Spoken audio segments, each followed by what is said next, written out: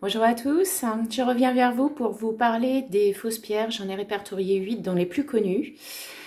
Mais avant toute chose, je voulais vous dire une petite chose. Pour reconnaître les fausses pierres des vraies pierres, ne faites pas n'importe quoi avec. Respectez vos pierres, respectez le produit. Moi-même, je ne fais pas n'importe quoi. Donc respectez votre produit. J'ai tendance à dire que les pierres ont une âme, elles vous rendent service quand vous en avez sur vous, quand vous en portez. Si vous voulez qu'elles vous respectent, respectez-les. Ne faites pas n'importe quoi. Voilà. Là, à ce niveau-là, c'est bon. Alors maintenant, je vais vous parler des agates. Alors, l'agate, ce sont de très jolies pierres, il y en a plusieurs sortes. Mais si vous avez des agates, par exemple dans les roses, rouges, bleues ou vertes, si les couleurs sont trop vives, faites attention, la plupart du temps, ce sont des agates teintées. Par exemple, je vois souvent des bracelets roses, mais rose vif. Ça, c'est de l'agate, mais teintée. Alors, maintenant, nous allons passer sur l'ambre. Alors, l'ambre est une très jolie pierre, très chère, évidemment, sinon c'est pas drôle. Pour la reconnaître, il n'y a rien de plus simple en fait. Il suffit d'avoir des petits outils à côté de soi, voilà, c'est pas compliqué. L'ambre est la plupart du temps du plastique. Même quand vous avez à l'intérieur des inclusions de petites bestioles, hein, les petits moustiques, les choses comme ça. Donc, pour ce faire, ils font de cette façon. Ils coulent du plastique, ils partent à la chasse aux moustiques, et quand ils ont chopé le moustique, ils mettent dans la première partie, c'est-à-dire sur le dessus, merci l'ordinateur, sur le dessus du plastique coulé, et ils recoulent du plastique par-dessus. Ce qui fait que vous avez une vraie impression d'avoir de l'ambre, sauf que ce n'est pas du tout de l'ambre, c'est du plastique. Donc ils poussent le bouchon un peu loin, mais ça donne parfaitement illusion. Ça c'est pas normal, mais c'est comme ça que ça se fait. Ils poussent de toute façon, ils inventent des pierres, ils font des choses pas possibles. Bon, je reviendrai dessus, enfin sur certaines.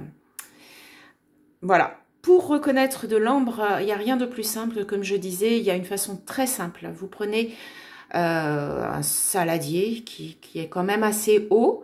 Vous mettez évidemment de l'eau à l'intérieur et vous mettez énormément de gros sel, du sel non purifié, c'est quand même mieux. Vous mettez une grosse dose de sel purifié à l'intérieur de l'eau. Vous remuez tout ça pour que ça se dissout bien. Vous posez votre ambre dedans. Si ça coule, c'est du plastique. Si ça reste à la surface, vous avez la chance d'avoir de l'ambre. Voilà, je vous vois tous faire un petit peu le soir, là. Ah, elle a dit ça. Attends, je vais vérifier. Bon, j'espère que vous avez la chance d'avoir de la vraie ambre et non pas du plastique qui va couler. Nous avons de l'Aqua Aura. Super joli, l'Aqua Aura. Sauf que ça n'existe pas.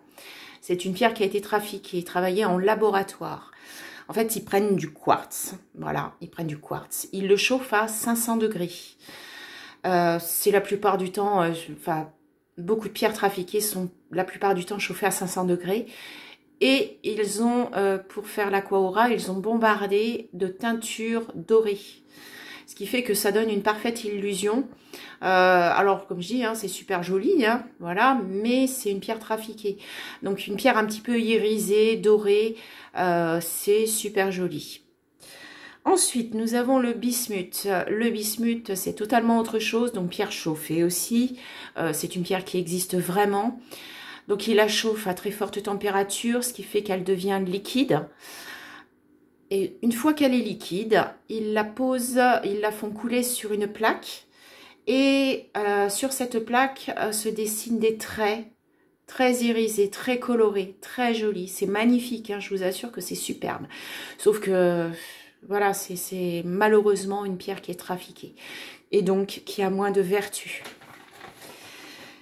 Nous avons la citrine. Je vois énormément sur le marché qui viennent à mon étal, qui me font voir leur citrine. Sauf que c'est, allez, à 70% de la citrine qui n'en est pas. La citrine chauffée, ils appellent ça. C'est-à-dire que c'est en fait la pierre, la cousine germaine de la citrine qui pousse dans le même gisement, c'est de l'améthyste. L'améthyste qui a été chauffée à 500 degrés, qui devient jaune par sa teneur en fer, hein, puisque l'améthyste a du fer. Donc l'améthyste devient jaune, mais trop jaune. Si vous avez un jaune soutenu, vous n'avez pas la chance d'avoir de la citrine. Vous avez de la fausse citrine ou de la citrine chauffée. Malheureusement. Mais il y a une autre façon aussi de le faire, et ça, merci à nos amis les Chinois. Attention, il n'y a pas de racisme. Hein. Merci à nos amis les Chinois de prendre du quartz. Alors, ils font la même chose, ils la chauffent à très forte température et elle devient jaune aussi. Mais pas un jaune normal, pas un jaune citrine. En fait, la citrine est transparente, un peu comme les cristaux de cristal de roche.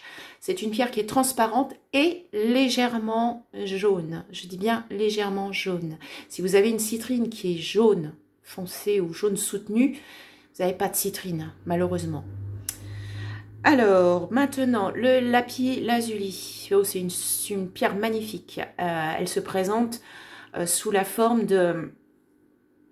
sous la couleur bleu outre-mer, avec inclusion de pyrite, c'est-à-dire de points dorés, donc c'est super joli. Et pour la reconnaître plus facilement, et encore ça c'est même pas évident, vous avez des petits points blancs, points ou traits blancs, enfin c'est inclus dans la pierre. Alors tout ça c'est naturel, hein.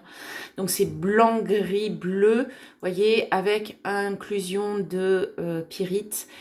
Et la couleur de la pierre est bleu outre-mer. Mais il trouve le moyen de soit faire de la pâte artificielle pour faire de la pyrite, pour faire du lapis lazuli. Donc le lapis lazuli est une pierre qui est très chère, hein, on est bien d'accord, tout comme la citrine d'ailleurs, c'est pour ça qu'elle est trafiquée.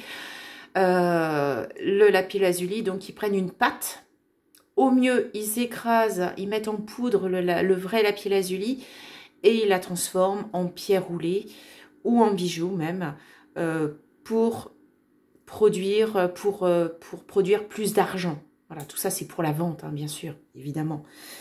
Donc le lapis lazuli, attention au trafic. Et là, pour reconnaître, c'est quand même pas si évident que ça. Surtout quand il malaxe le vrai lapis et qu'il la remette en pierre roulée avec de la colle ou enfin en pâte, quoi. La malachite, alors là c'est un peu la même chose, vous avez de la pâte de malachite, donc réduite en poudre et qui reforme en pierre roulée. Ou alors tout simplement du plastique, ce que je retrouve là d'ailleurs la plupart du temps, du plastique. C'est une pierre qui est très chère là aussi, qui est magnifique, qui a de très très jolis dessins. Et d'ailleurs quand vous avez un bracelet que vous avez payé 10 €, ou voire même plus cher hein, aussi, parce que vous pouvez trouver aussi de la fausse malachite très chère. Pour la reconnaître, si vous avez des traits noirs, mais vraiment noirs, autour, enfin sur les perles, ou si votre perle, comment dire, si votre perle a les mêmes dessins sur toutes les perles, c'est qu'il y a un souci. C'est que la plupart du temps, c'est du plastique.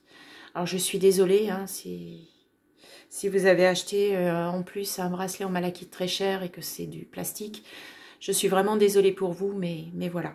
Et ça arrive très souvent. Moi, j'en vois énormément sur les marchés qui me demandent, alors, est-ce que mon bracelet est de la vraie malachite? Bah, je suis désolée, non. Bon, moi, j'arrive à les reconnaître assez rapidement, assez facilement, mais c'est quand on n'y connaît rien, c'est pas forcément évident. Ensuite, nous avons de l'opalite. L'opalite. Alors, attention, on ne confond pas avec l'opale, qui est une véritable pierre, qui est magnifique d'ailleurs. Oui, d'accord. Bon, je dis ça pour beaucoup de pierres. J'adore les pierres, c'est comme ça. Je suis désolée. C'est mes petits trésors à moi. Enfin, moi, non, mais c'est mes petits trésors. Et donc, l'opale est une pierre qui existe réellement. L'opalite est une pure invention. C'est du plastique qui a été fait en laboratoire, voire même en usine. Du pur plastique. Voilà, du pur plastique. Alors, c'est très joli. du plastique très joli qui est blanc, qui est irisé sur le dessus. Donc, ça donne des couleurs super sympas. Si vous avez un bracelet comme ça, il faut le garder hein, parce que c'est super joli. Mais c'est pas de la pierre. D'ailleurs, si vous rentrez dans une boutique ou si vous allez voir sur un étal